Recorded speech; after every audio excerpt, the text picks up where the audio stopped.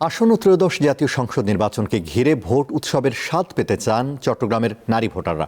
নিরাপত্তা, যাতায়াত, কর্মসংস্থান, স্বপ্ন কিংবা নারীর ক্ষমতায়ন ও অধিকারের বাস্তবায়ন চান তারা।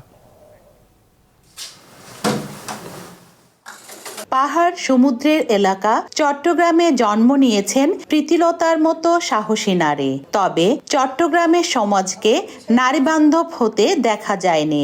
নারীরা তাদের ক্ষমতায়ন, নিরাপত্তা, যাতায়াত, কর্মসংস্থান, স্বপ্ন ও স্বাধীনতা বাস্তবায়নের জন্য সংগ্রাম করছেন নীরবে নিবৃত্তে। তাই বাংলাদেশের নারীদের কাছে নির্বাচন মানে স্বপ্নগুলোকে পরিবেশের সাথে মিলিয়ে নতুন করে সাজানো। আসন্ন নির্বাচন নিয়ে অনেক প্রত্যাশা তাদের। আমি ভোট কেন্দ্রে যাব, সেখানে যাতে আমি ভোটটা দিতে পারি, আমার ভোটটা যাতে আমি দিতে পারি, সেই পরিবেশটাই আসলে আগে দরকার। আমার নতুন সরকারের কাছে একটাই প্রত্যাশা, নারী উদ্যোক্তাদের জন্য আমাদের ক্ষুদ্র লোনগুলো, মাঝারি লোনগুলো যাতে কম সুদে আমরা পাই।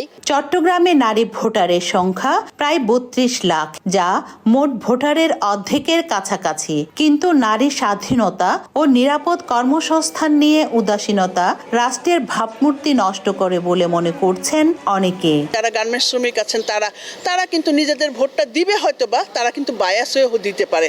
তারা উৎসবমুখর পরিবেশ চাচ্ছে, নিরাপত্তামূলক পরিবেশ চাচ্ছে, তারা যেন নিজের ভোট নিতে দিতে পারে, সেটা হয়তো আশাবাদী মানুষ হিসাবে আমি সেভাবেই আশা করছি। নারী অধিকার কর্মীদের চাওয়া এবারে নির্বাচন হোক শঙ্কামুক্ত, নতুন সরকার আসুক সমাজের প্রতিটি ক্ষেত্রে নারীর অগ্রযাত্রার বার্তাবাহক হয়ে।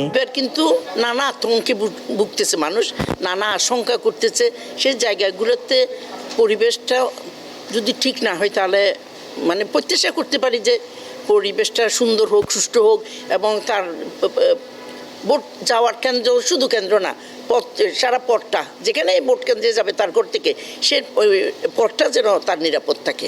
চট্টগ্রামের নারী ভোটারদের প্রত্যাশা কেবল রাজনৈতিক প্রতিশ্রুতি আর প্রচার নয়, পরিবর্তিত সময়ে নির্বাচন হবে স্বপ্নের মতো নিরাপদ। রুনা আনসারি, দীপ্ত সংবাদ, চট্টগ্রাম।